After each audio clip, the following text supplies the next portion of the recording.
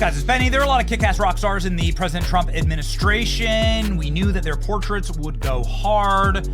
I don't think anybody was preparing for this one. Like, President Trump just did the mugshot again. That's all he did. This is the mugshot look. He just said, you know, that worked for me.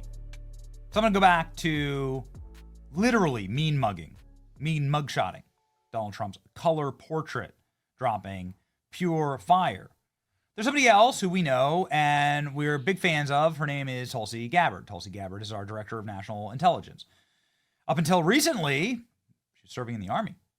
She served in the Army for over 20 years. She's a total badass, and we're huge Tulsi fans. Tulsi is not a warmonger. In fact, Tulsi Gabbard has stood up against Hillary Clinton, calling her the queen of warmongers, along with Kamala Harris.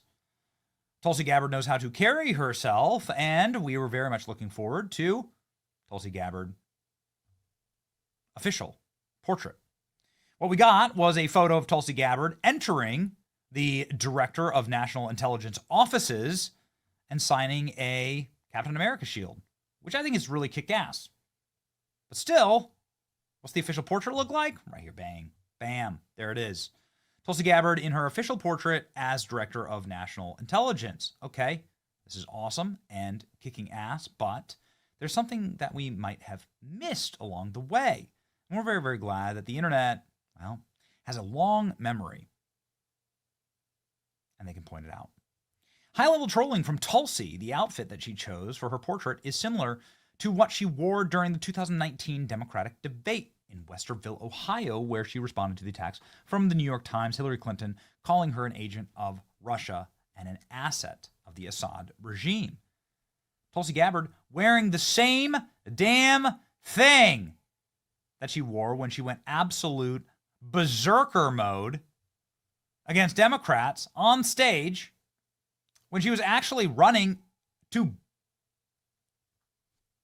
challenge Donald Trump for the presidency. Now she's serving Donald Trump for the presidency. You may recall Tulsi Gabbard putting an absolute TKO on Kamala Harris's political Bring the conversation career. back to the broken criminal justice system that is disproportionately negatively impacting black and brown people all across this country today. Now, Senator Harris says she's proud of her record as a prosecutor and that she'll be a prosecutor president, but I'm deeply concerned about this record. There are too many examples to cite, but she put over 1,500 people in jail for marijuana violations and then laughed about it when she was asked if she ever smoked marijuana.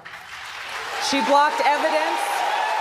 She blocked evidence that would have freed an innocent man from death row until the courts forced her to do so. She kept people in prison beyond their sentences to use them as cheap labor for the state of California. And she fought to keep cash bail system in place. That impacts poor people in the worst kind of way. Thank you, Congresswoman. Senator.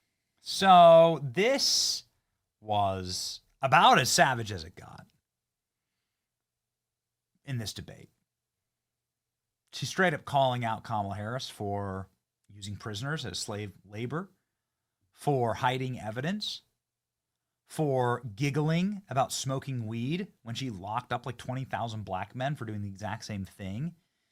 This very much should have been the end of Kamala Harris's political career, but they needed a DEI hire for their DEI hospice president. And so Kamala Harris wins by default, sadly.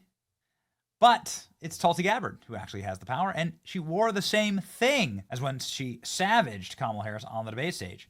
Again, that was the straight up, I mean, they're practically the exact same outfits. That was the straight up most savage thing that had ever been said to Kamala Harris's face prior to her debating Donald Trump. Also, Kamala Harris is somebody who hates Hillary Clinton. She's regularly called her the queen of warmongers.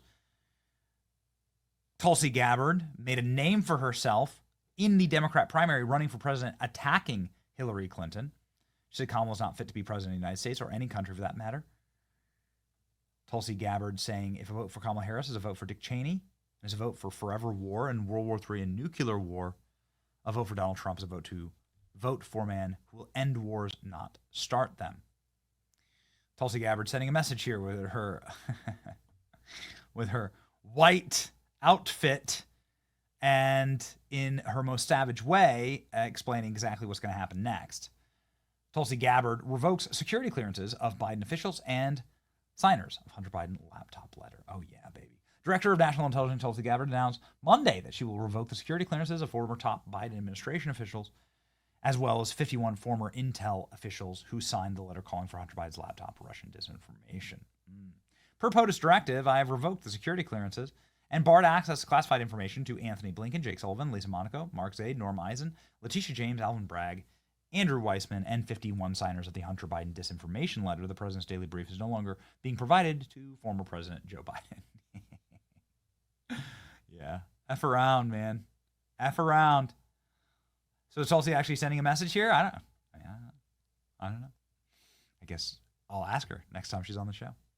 Here's the message that Tulsi Gabbard had for Hillary Clinton during this debate, wearing the same outfit. What a freaking great troll. What would you have done differently? How would you have pulled out troops without the bloodshed we're seeing now?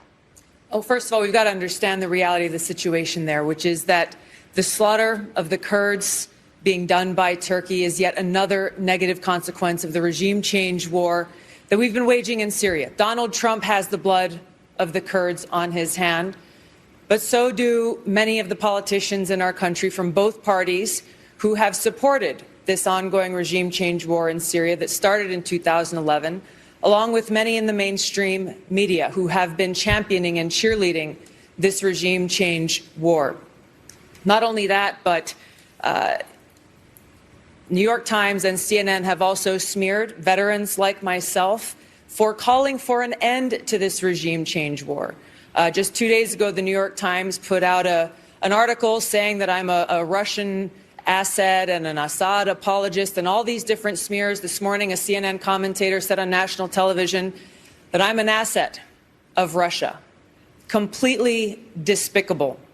As president, I will end these regime change wars by doing two things: ending the draconian sanctions that are really a modern-day siege, the likes of which we are seeing Saudi Arabia wage against Yemen, that have caused tens and thousands of Syrian civilians to die and to starve.